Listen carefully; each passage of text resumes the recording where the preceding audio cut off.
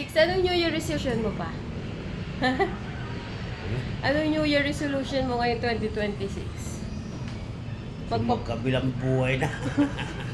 Bakit pagod ka na sa mundong ito? Gusto mo na sa kabilang mundo? Ha? Pa? Di ba gagaling ka pa? Tanong ko na kung galing ka pa ito. Ha? 3 taon ito, wala lang kakaingat eh. 3 taon ka nang nagme-medical. Barado yung ugat sa puso mo, pagbubuhay mo pa ba? Ano ka ba? Ano lang yan? Inhale, exhale lang. Mag-exercise ka. Lalo naman na yun. Di ba mag-exercise? Wala ka na mga ganito no puta. Wala. Wala lang ako malaking training, exercise pa. Ilan taon ka na? 45. 45, Buti 44, ay 43. Buti nga, 45, 37 pa na, dapat tugas na ko eh. Grabe ka naman. Ito na siya, 45, may sakit. Anong sakit mo pa? Magpo-vlog ako. Anong sakit mo?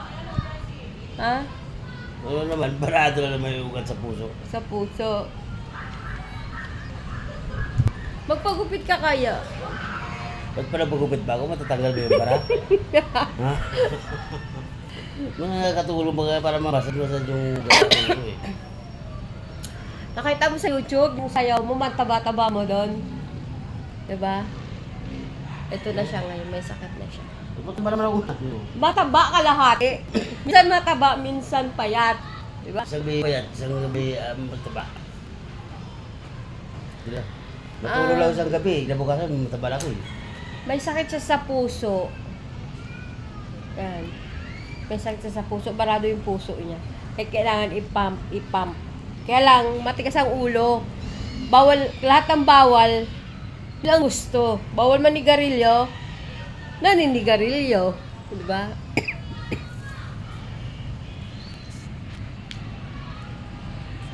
Bakit po hindi ba ako nag-garilyo eh? Pero hindi naman yan eh. Pag hindi ka na magarilyo, pwede ka pang gumaling. Ha? Oo. Hindi yun.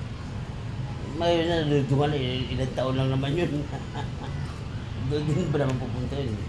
Kumbaga lahat na ng bawal, gagawin mo. Total, papunta ka na rin doon. Ito naman talaga. Kumbaga, tumawad sila ng mga 2 taon, 3 taon eh. Gano'n yun eh. Iniwan na siya.